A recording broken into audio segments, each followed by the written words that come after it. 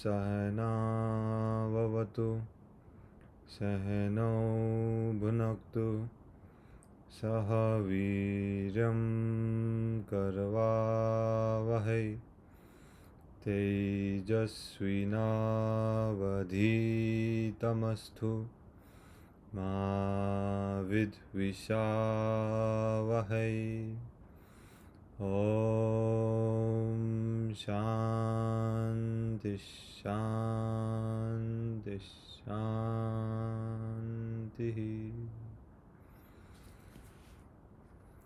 ओम आज हाम्रो 14 कक्षा नभनौँ अब आज हाम्रो तृतीय समोल्लासको प्रारम्भ हुनाले अब तृतीय समोल्लासको प्रथम कक्षा हामीले हिजो द्वितीय समोल्लास हामीले पूर्ण गरिएको थियौँ। अनि हिजोको कक्षामा हामीले के हेरेको थियौँ भन्दाखेरि सन्तानलाई 5 वर्षसम्म माताको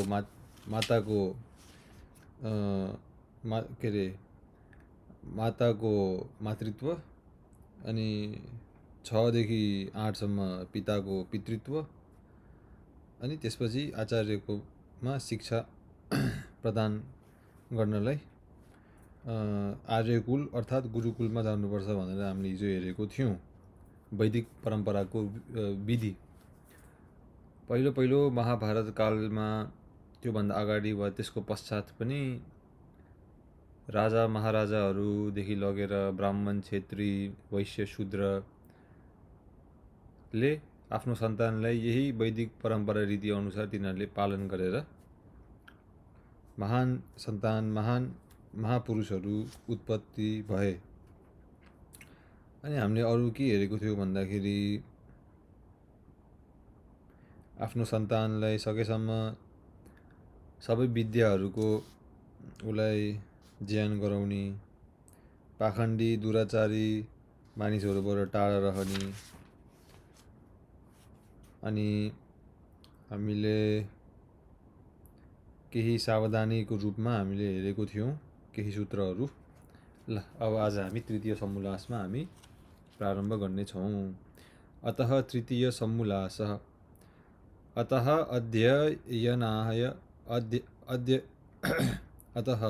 अध्ययन अध्यापन विधिं व्याख्यास्याम। अब तेस्रो समोल्लासमा पढ्ने पढाउने प्रकारको बारे लेखिन्छ। सन्तानलाई उत्तम विद्या शिक्षा गुण कर्म र स्वभावरूपी आभूषणहरू धारण गराउनु आमा बाबु गुरु र सम्बन्धीहरूले गर्ने मुख्य कार्य हो। सुन चाँदी माणिक मोती मुङ्गा आदि जडिएका आभूषणहरू धारण गराएर मानिस कहिले पनि सुभूषित हुन सक्दैन। आभूषणहरू धारण गर्दा त देहाभिमान भनेको देह भनेको शरीर, अभिमान भनेको अहङ्कार, देह सम्बन्धित अहङ्कार।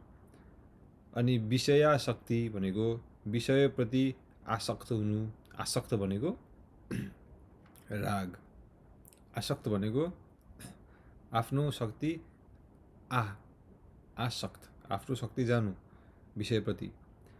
अनि चोर आदिको भय हुनु हैन, सुन चाँदी आदि आभूषण धारण गरेमा जसको पनि मनमा चोर आदिको भय हुन्छ र मृत्यु पनि हुने सम्भावना रहन्छ।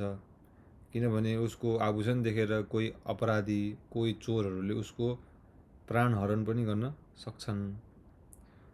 आभूषणहरूकै कारण दुष्टहरूका हातबाट बालकहरू मृत्यु समेत भएका कुरा संसारमा देखिन आएको छ।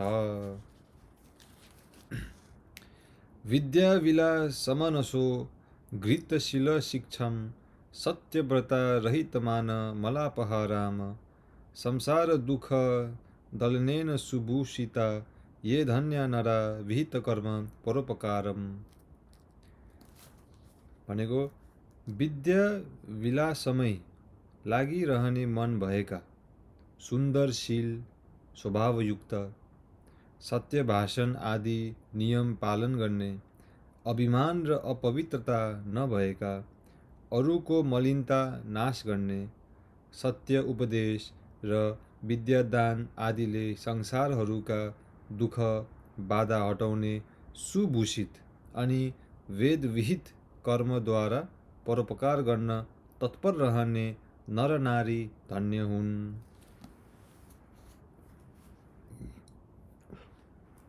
यसकारण 8 वर्षका हुँदा, अब हामीले द्वितीय समोल्लासमा 8 वर्षसम्म हामीले देखेका थिए हैन।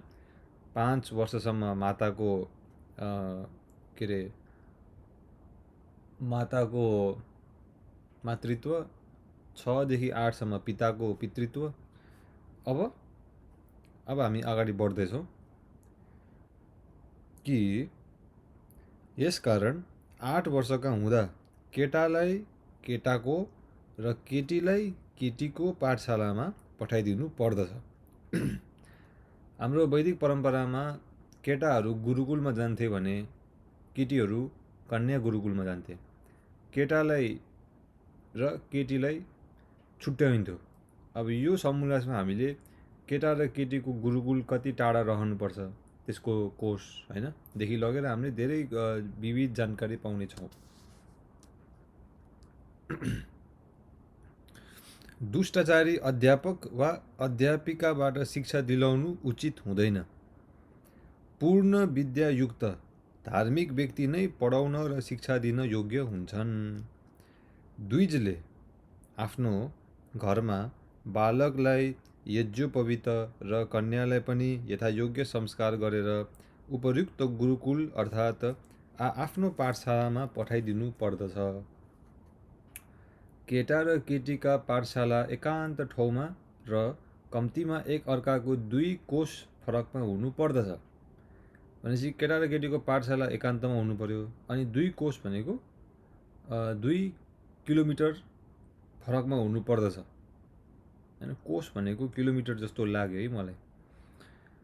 जो त्यतिको टाढा हुनु पर्दछ। अनि अध्यापक, अध्यापिका, नोकर, चाकर आदि कन्या पाठशालामा स्त्री र पुरुष पाठशालामा पुरुष नै हुनु पर्दछ। त्यसैले कन्या पाठशालामा सबै कन्या, पुरुष पाठशालामा सबै पुरुष, नोकर आदि जोसुकै होस्, अनि आचार्यहरू जोसुकै होस्, यो हुनु पर्दछ है। पुरुष नै हुनु पर्दछ भन्ने यसमा जोड दिइरहेका छन् स्वामी दयानन्दले कि यस्तो हुनै पर्छ। कन्या पाठशालामा 5 वर्षका केटा र पुरुष पाठशालामा 5 वर्षकी केटी पनि जान नपाउन् हैन। अर्थात् तिनीहरू ब्रह्मचारी वा ब्रह्मचारिणी रहून्जेल एक अर्काले स्त्री वा पुरुषलाई दर्शन, स्पर्शन, एकान्त सेवन, भाषण, विषय कथा, परस्पर क्रीडा, विषय ध्यान र सङ्गत यी 8 प्रकारका मैथुनबाट टाढै रहनु पर्दछ। सामान्य रूपमा जब मैथुन भनिन्छ तब सामान्य लोकमा मैथुन भन्दाखेरि केवल सम्भोग अर्थात् सेक्स भनेर बुझिन्छ। तर मैथुन भनेको तपाईँको 8 प्रकारको हुन्छ जुन यहाँ वर्णन गरिएको छ। र ती हुन् दर्शन, दर्शनबाट नि मैथुन हुन्छ भनेको एक अर्कालाई देख्ने, रूप, आकार आदि सबै, नेत्र आदि, केश आदि, त्वक आदि हैन, त्यसको दर्शन। अनि त्यसकै स्पर्श गर्नु, स्पर्शन, दर्शन स्पर्शन एकान्त सेवन गर्नु हैन, पुरुष र स्त्री एकान्त सेवन गर्नु। भाषण भनेको बोल्नु, विषय कथा भनेको रूप र स्पर्श, गन्ध र शब्द आदिको बारेमा चर्चा गर्नु हैन, यस्तो रूप, उस्तो स्पर्श, यस्तो गन्ध, यस्तो रस आदि। परस्पर क्रीडा, क्रीडा भनेको क्रीडयन्ति, क्रीडा भनेको कामना, परस्पर कामना गर्नु हैन। क्रीडा भनेको परस्पर कामना गर्नु। अनि विषयको ध्यान गर्नु, सँगै बसेर विषयको ध्यान गर्नु हैन। ओ ध्यान भन्नाले परस्परको विषयको ध्यान गर्नु। उसको रूप यस्तो छ हैन, कस्तो राम्रो रूप, कस्तो राम्रो स्पर्श हुन्छ नि, यस्तो भन्नु उसलाई वा ध्यान गर्नु त्यो विषयमा। यो भइगयो। अनि सङ्गत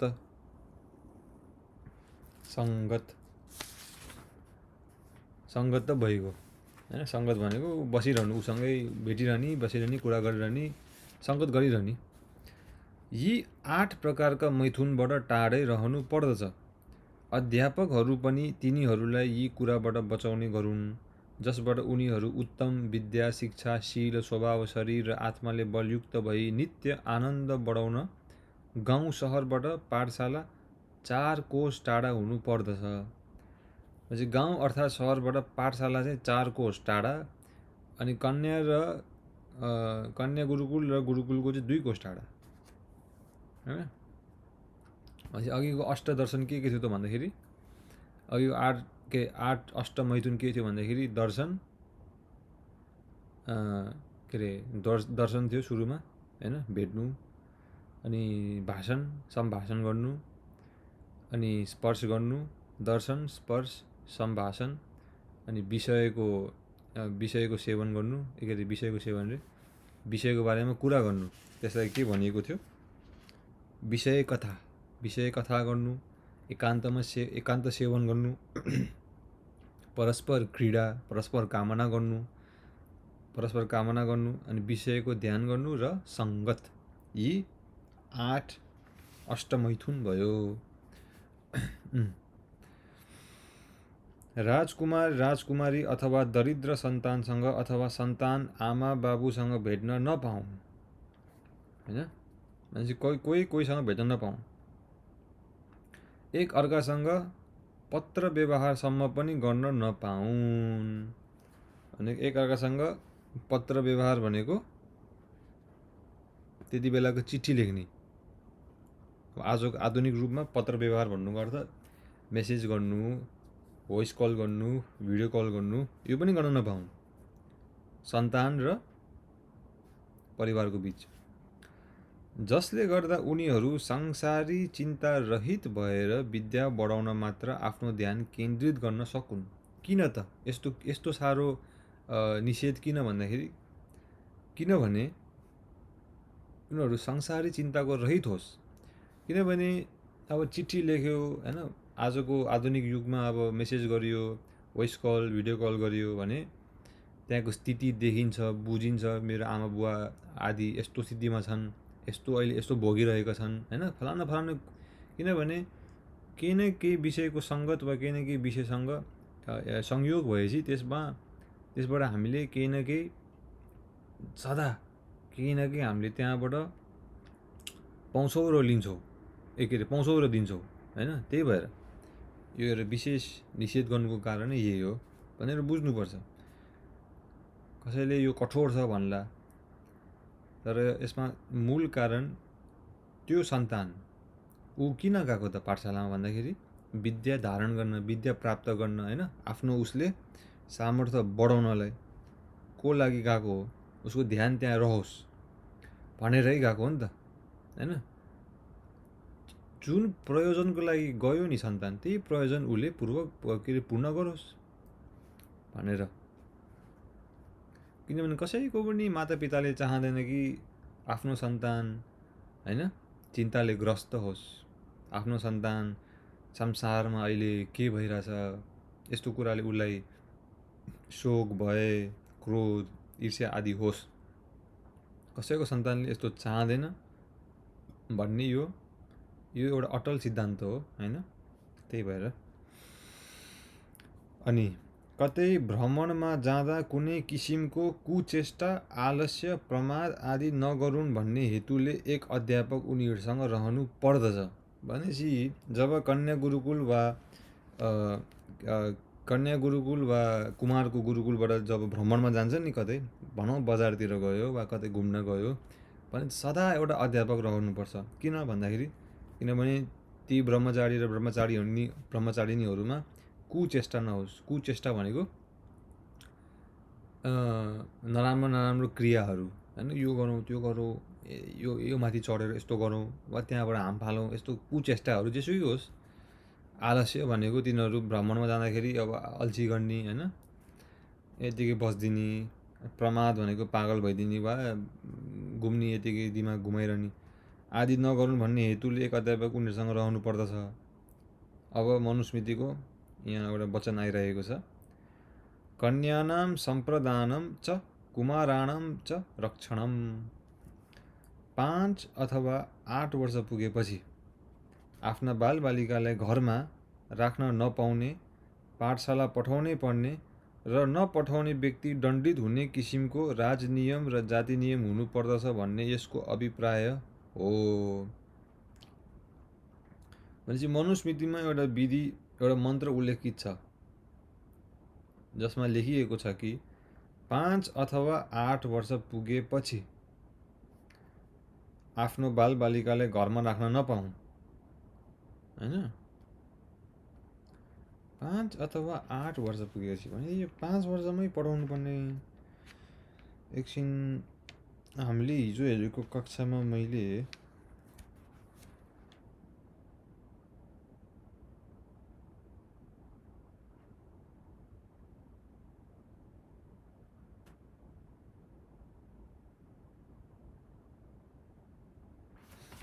ठिक छ।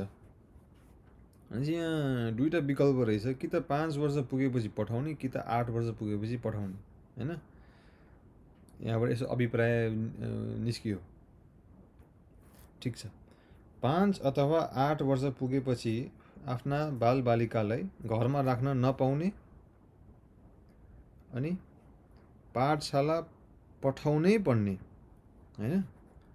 एउटा त घरमा राख्न नपाउने, अर्को भनेको पाठशालामा पठाउनै पर्ने। पाठशाला भन्नुको अर्थ गुरुकुल आर्यकुलहरूमा र नपठाउने व्यक्तिलाई दण्डित हुने किसिमको राजनियम र जाति नियम हुनुपर्दछ भन्ने यसको अभिप्राय हो। बालकको पहिलो यज्ञोपवीत घरमा र अर्को पाठशालामा आचार्यकुलमा हुनुपर्दछ। यज्ञोपवीत भन्नुको अर्थ नेपालमा व्रतबन्ध भने जस्तै, हैन? त्यही हो। बालकको पहिलो यज्ञोपवीत चाहिँ घरमा हुनु पर्यो, दोस्रो चाहिँ आचार्यद्वारा गुरुकुलमा हुनु पर्यो। आमा बाबु वा अध्यापकले आफ्ना बालबालिकालाई गायत्री मन्त्र अर्थात् अर्थसहित उपदेश गरिदिनुपर्छ, हैन? गायत्री मन्त्र अनि अर्थसहित। त्यो मन्त्र के हो त भन्दाखेरि ओम भू भुवर स्व तत्सवितुर्वरेण्यं भर्गो देवस्य धीमहि धियो योनं प्रचोदयात्। यो यजुर्वेदको 36वीं अध्यायको मन्त्र 3। यस मन्त्रका आरम्भमा रहेको ओमको अर्थ पहिलो सम्मुलासमा गरिसकिएको छ। ओम जुन हामीले हेरेको थियो, ओ उ म 3 3 3 9वटा अर्थ थिए। के थिए 9वटा? ओबाट विराट, अग्नि अनि विश्व, ऊबाट हिरण्यगर्भ, तेज र वायु, अनि मबाट अर्थात् बाट ईश्वर, आदित्य अनि प्रज्ञा। 9 शब्दको हामीले 9 नाम परमात्माको हामीले ओमबाट हामीले प्रथम सम्मुलासमा हेरिसकेका छौँ। अनि त्यहीँबाट जान्नु अब तीन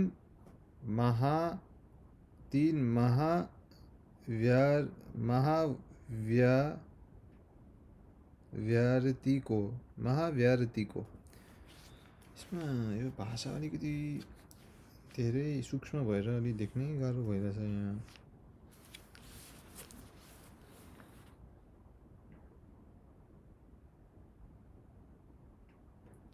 महाव्यारतीको अर्थ संक्षेपमा लेखिन्छ भूरिति वै प्राणम य प्राणयति चराचरम जगत स भू स्वयंभूरीश्वरम। सबै जगतको जीवनको आधार, प्राणभन्दा पनि प्रिय, स्वयम्भू र प्राणको वाचक हुनाले भू, हैन?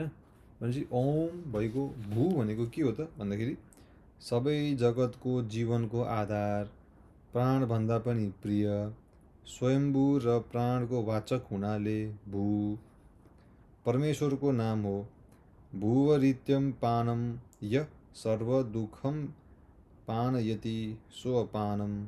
जो सबै दुःख रहित छ, जसको सङ्गले जीव सबै दुःखबाट छुट्दछन्। यसैले त्यस परमेश्वरको नाम भुव हो। होइन, जो सबै दुःखबाट रहित छ, जसको सङ्गले जीव पनि दुःखबाट छुट्टिन्छ, त्यसै परमात्माको नाम भुव हो। स्वरीति व्यान यो विविधम जगत व्यान यति व्यापनोते स व्यानम। नानाविधि जगतमा व्यापक भई सबैले धारण गर्ने हुनाले परमेश्वरको नाम स्व हो। यी तिनै वचन तैत्तिरीय आरण्यक हुन्। भनेपछि भू भनेको सबै जगतको जीवनको आधार, प्राणभन्दा पनि प्रिय, स्वयम्भू र प्राणको वाचक हुनाले भू।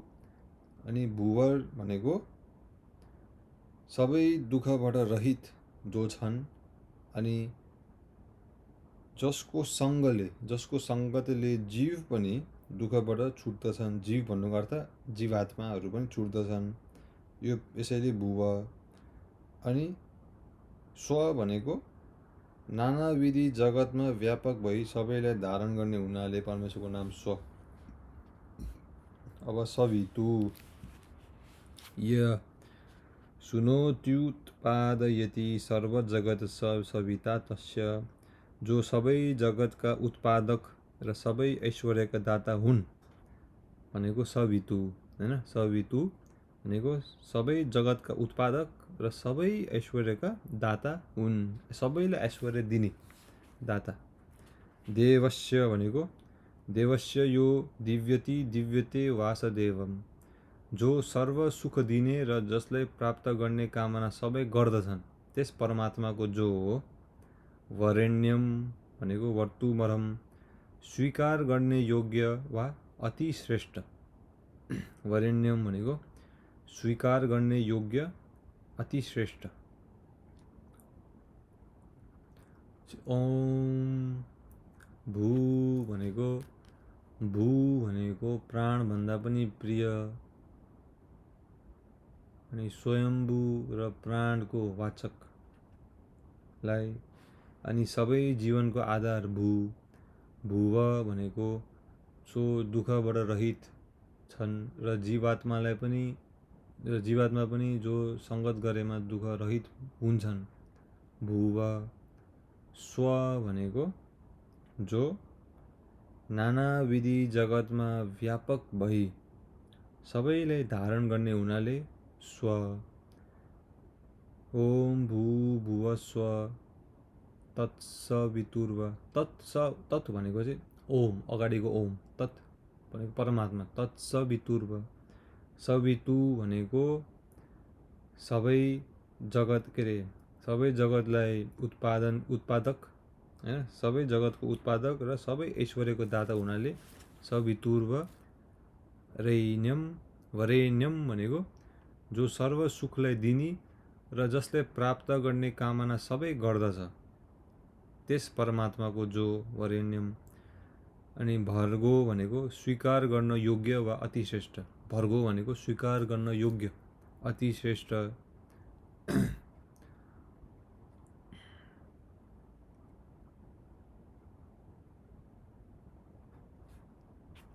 अनि देवस्य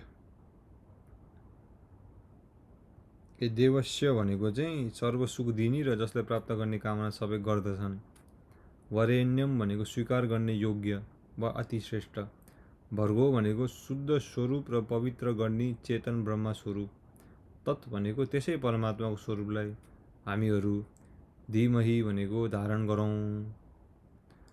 कुन प्रयोजनको निम्ति? यह जगदीश्वरम, जो सविता देव परमात्मा न अस्माकं हाम्रा बुद्धिहरूलाई प्रयोदयात प्रेरणा गरोस्, अर्थात् दुष्ट कर्मबाट छुट्याएर सत्कर्ममा प्रवृत्त गराओस् भन्ने यो मन्त्रले जनाउँछ।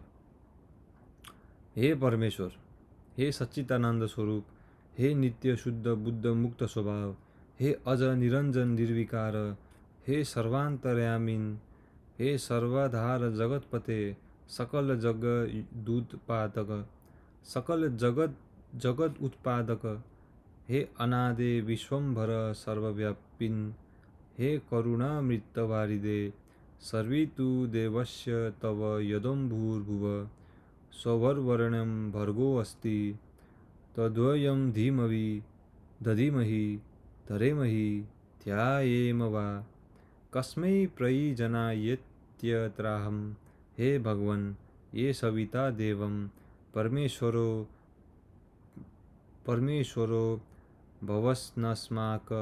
भवन्नस्माक धियं प्रचोदयात् एवस्माकं पूज्य उपासनीय इष्टदेवो भवतु नातो अन्यं भवतुल्यं भवतु अधिकं च कञ्चित् तदा चिन्मन्यामहे।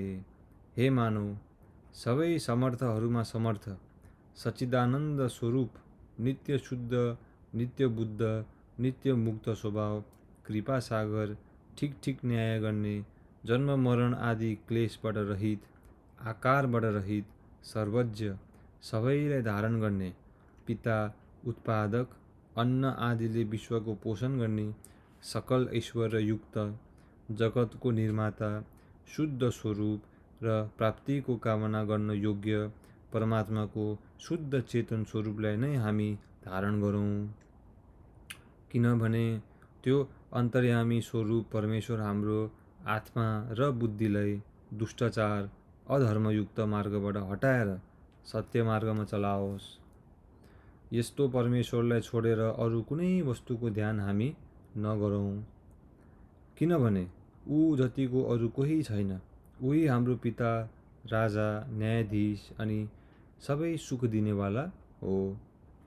यसरी गायत्री मन्त्रको उपदेश गरेर स्नान, आचमन, प्राणायाम आदि सन्ध्योपासनाको क्रिया सिकाउनु पर्छ। सन्ध्योपासना भनेको सन्ध्याकालको उपासना।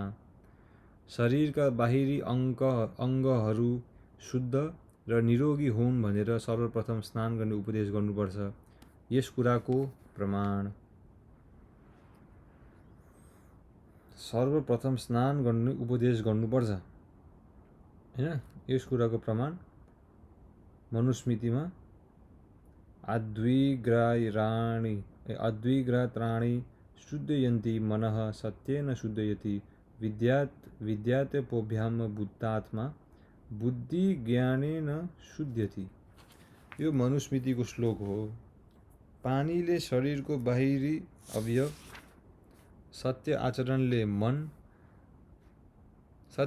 चाहिँ मन, बाहिरी चाहिँ स्नानले, विद्या र तप अर्थात् सबै कष्ट सहेर पनि धर्मकै अनुष्ठान गर्नाले जीवात्मा, ज्ञान अर्थात् पृथ्वीदेखि परमेश्वरसम्मका पदार्थ विवेकले बुद्धि निश्चित नै शुद्ध हुन्छ।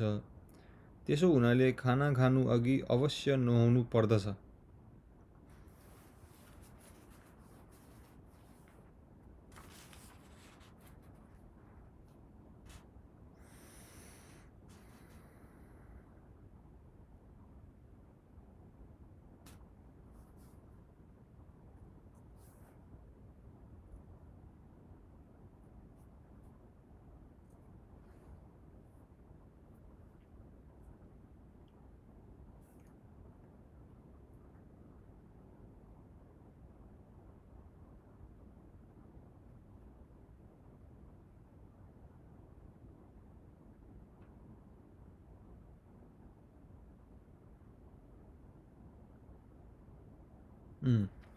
गायत्री मन्त्रको उपदेश गर्यो होइन। यसरी गायत्री मन्त्रको उपदेश गरेपछि स्नान, आचमन, प्राणायाम आदि सन्ध्या उपासनाको क्रिया सिकाउनु पर्छ, होइन? भने सुरुमा गायत्री मन्त्र हामीले अघि हेरिहाल्यौँ। अब यसपछि के गर्ने त? स्नान। भने सुरुमा गायत्री मन्त्र गरियो, अनि त्यसपछि अब स्नान गर्नुको हामीले भर्खर प्रमाण देख्यौँ मनुस्मृतिबाट, होइन? अनि त्यो प्रमाणमा के थियो भन्दाखेरि पानीले शरीरको बाहिरी अवयव, सत्य आचरणले मनको, विद्या र तप अर्थात् सबै कष्ट सहेर पनि धर्मकै अनुष्ठान गर्नाले जीवात्मा, ज्ञान अर्थात् पृथ्वीदेखि परमेश्वरसम्मका पदार्थ विवेकले बुद्धि निश्चित नै शुद्ध हुन्छ। त्यसो हुनाले खाना खानु अघि अवश्य नुहाउनु पर्दछ। गायत्री मन्त्र जप्ने, त्यसपछि नुहाउने खाना खानुभन्दा अगाडि। अब प्राणायामको प्राणायामको प्रमाण। प्राणायाम दशुद्धि क्षय ज्ञान दीप्ति र विवेक्य ख्याति।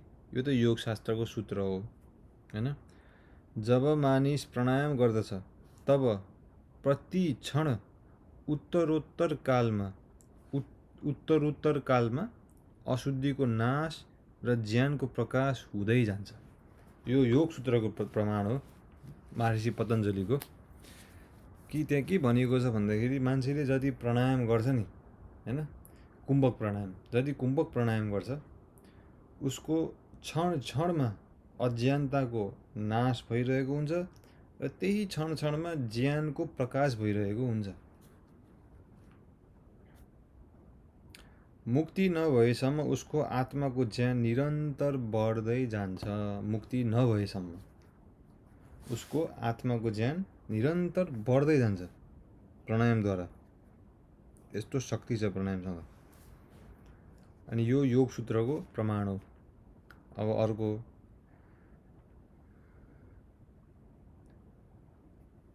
दह्यान्ते त्यम्यामनान्नं धातूनं हि यथा मलं तथेन्द्रियाणां दहान्ते दोषं प्राणस्य निग्रहात्।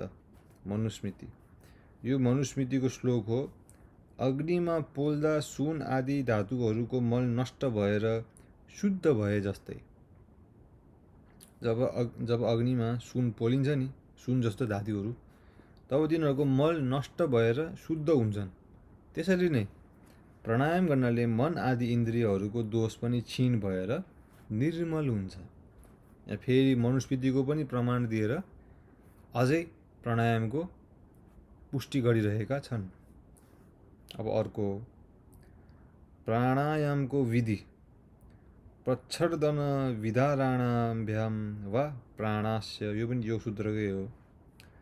जसरी वान्ता हुँदा पेटभित्रको अन्न पानी अत्यन्त वेगले बाहिर निस्कन्छ, वान्ता, जसरी हामी वमन गर्न लाग्छौँ नि, वक, त्यो बेला कसरी भित्रको अन्न पानी अत्यन्त वेग निस्किन खोज्छ नि, त्यसै गरी प्राणलाई पनि बलपूर्वक बाहिर निकालेर यथाशक्य बाहिरै रोक्नुपर्छ हैन। भनेपछि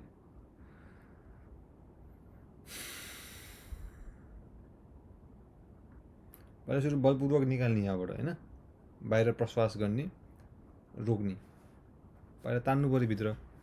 यो चाहिँ अब बाह्य कुम्भक भयो।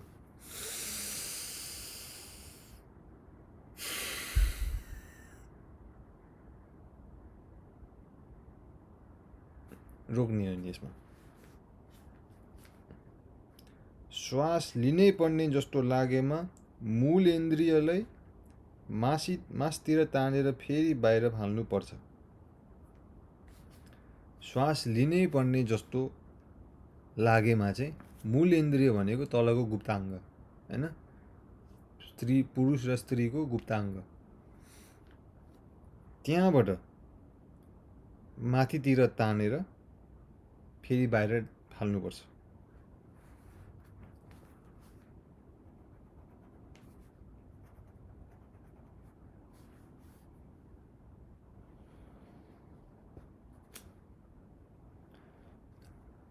हैन।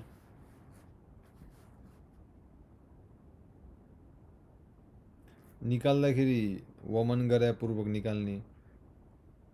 अनि अब सास तान्नु पर्यो नि त भित्र फेरि, त्यही भएर मूल इन्द्रियबाट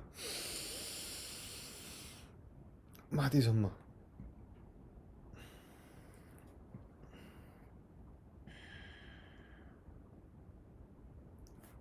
तानेर फेरि उसलाई बाहिर त्यसरी नै निकाल्ने, वमन गराए जस्तै। मूल इन्द्रियलाई तानिराखेसम्म श्वास बाहिर रहन्छ। मूल इन्द्रियलाई तानिराखेसम्म श्वास बाहिर रहन्छ हैन।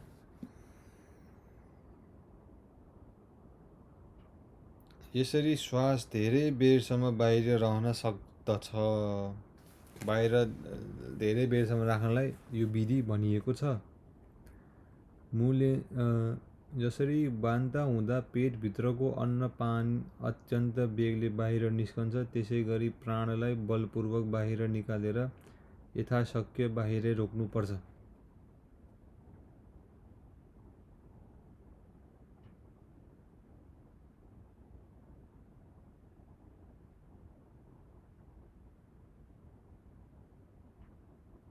श्वास लिनै पर्ने जस्तो लागेमा मूलेन्द्रियलाई मासतिर तानेर फेरि बाहिर फाल्नुपर्छ। मूलेन्द्रियलाई तानिराखेसम्म श्वास बाहिर रहन्छ।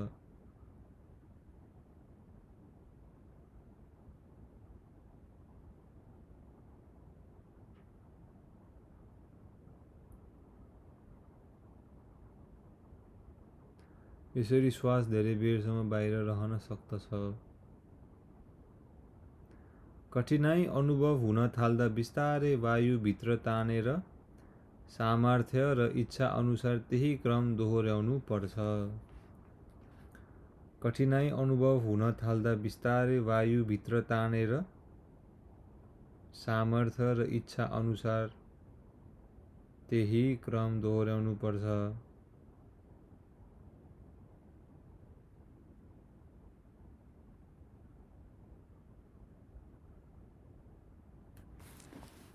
यसको गरौँ।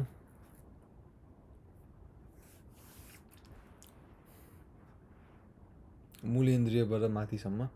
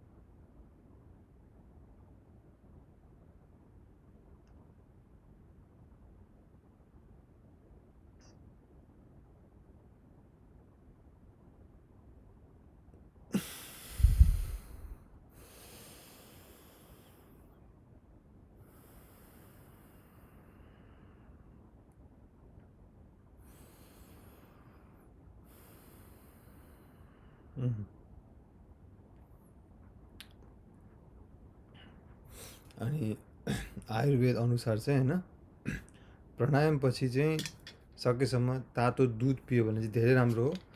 नभए प्राणायामपछि एटलिस्ट जलको सेवन चाहिँ गरौँ, किनभने यसले हाम्रो धातुहरू यसले जलले पोषण गर्छ।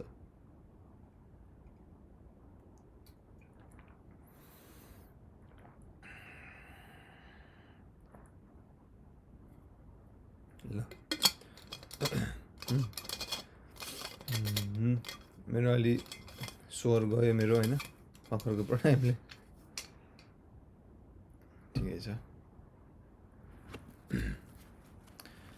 ओके, त यो यसको विस्तारमा चाहिँ योग सूत्रमा पाइन्छ होइन। यहाँ महर्षि दयानन्द स्वामी दयानन्दको विधि, यसलाई फेरि एकचोटि पुनर्पढौँ।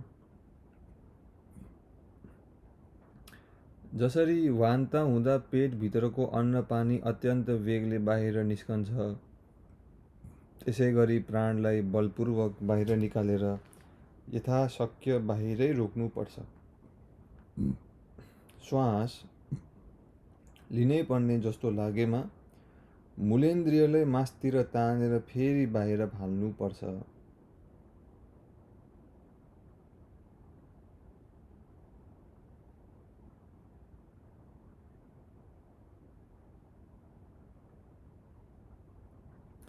मूलेन्द्रियलाई तानिराखेसम्म श्वास बाहिर रहन्छ।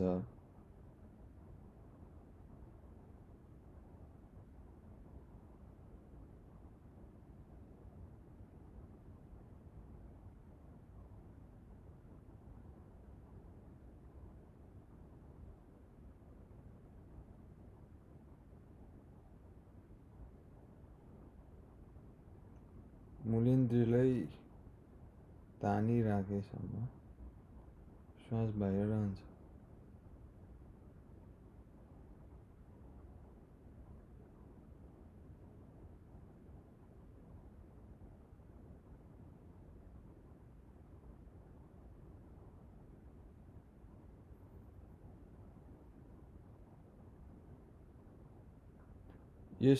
यसरी श्वास धेरै बेरसम्म बाहिर रहन सक्दछ।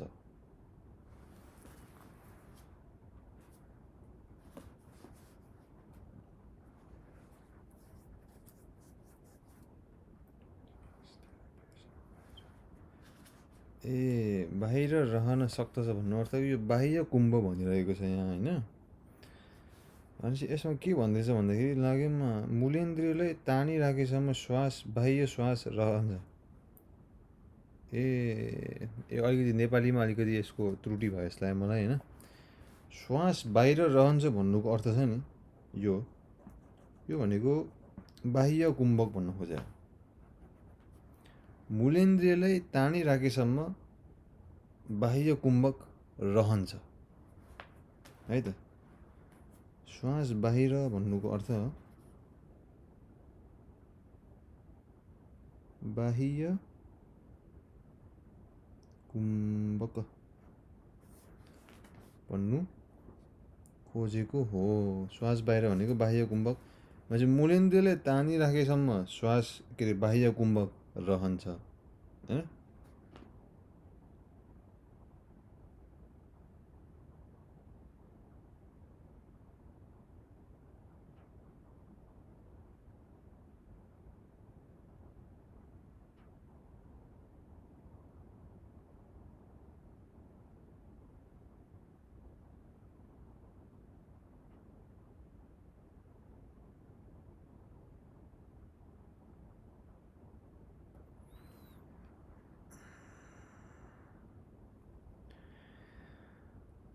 निकालेर यथाशक्ति बाहिर रोक्नुपर्छ। श्वास लिनै पर्ने जस्तो लागेमा मूलेन्द्रियलाई मासतिर तानेर फेरि बाहिर फाल्नुपर्छ। श्वास लिनै पर्ने जस्तो लागेमा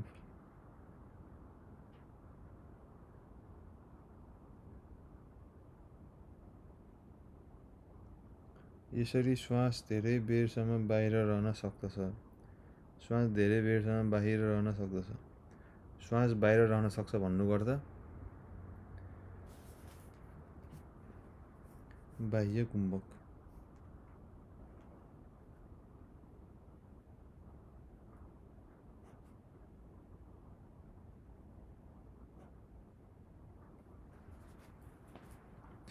मूलेन्द्रियलाई तानिराखेसम्म बाहिर कुम्भक रहन्छ। मूलेन्द्रियलाई तानिराखेसम्म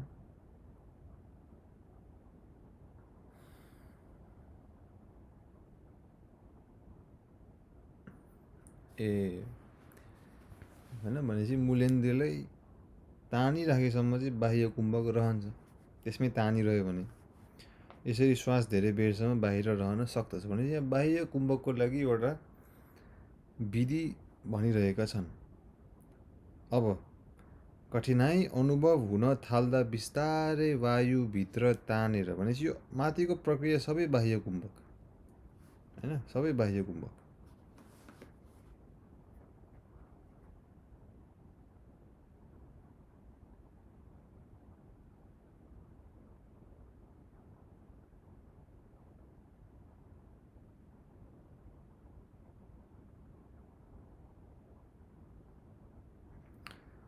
अनि बाह्य कुम्भक गरिरहेको कालमा अब कठिनाइ अनुभव हुन्छ नि त।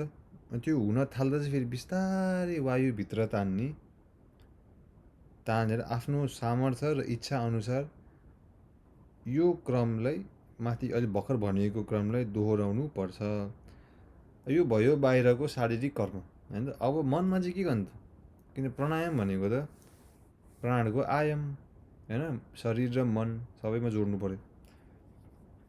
मनमा चाहिँ ओमको जप गर्दै जानुपर्छ। यसो गर्नाले आत्मा र मन पवित्र र स्थिर हुन्छ। स्थिर भन्नुको अर्थ श्वास पनि स्थिर हुने भयो नि त। पहिलो ब्रह्म विषय अर्थात् बाहिरै बढी रोक्नु।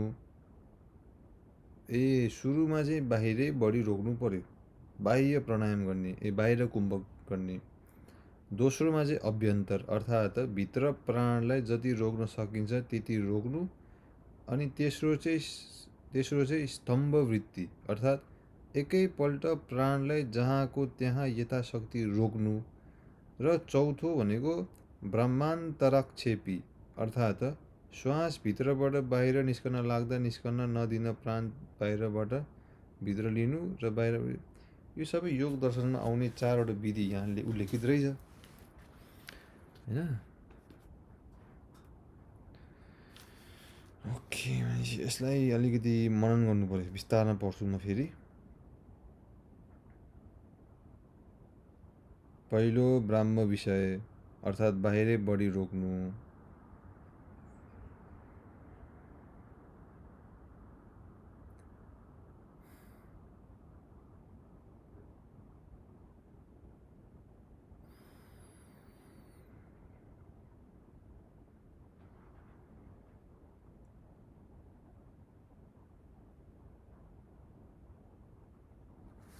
माथिसम्म तान्ने होइन, तानिरहने माथिसम्म। अनि दोस्रोलाई भनेको अभ्यन्तर, जसले भित्र प्राणलाई जति रोक्न सकिन्छ त्यति रोक्ने।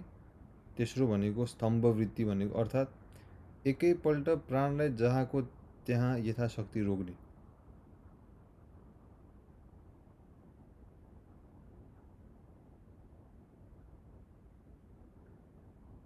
त्यो भनेको स्तम्भवृत्ति। स्तम्भ भनेको जगडाहाट रोक्नु।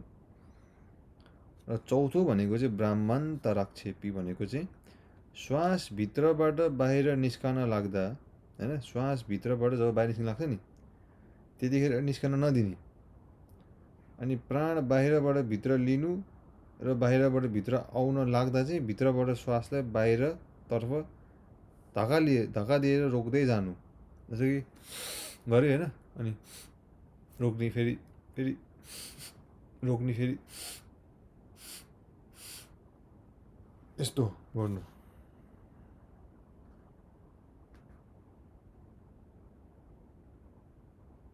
यसरी एकअर्काको विपरीत क्रिया गर्नाले दुवैको गति रोकिएर प्राण आफ्नो वशमा हुनाले मन र इन्द्रियहरू पनि स्वाधीन हुन्छन्।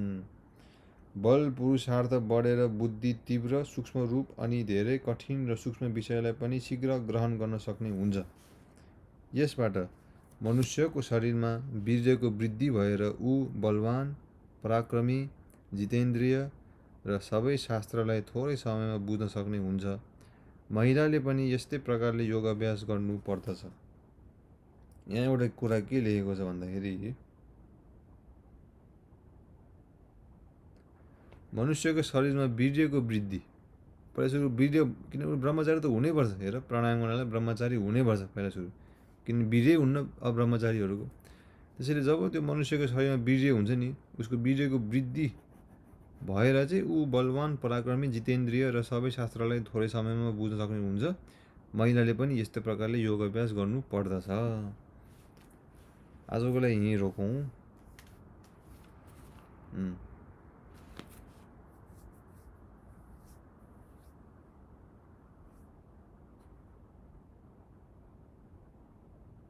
ठिक छ ल।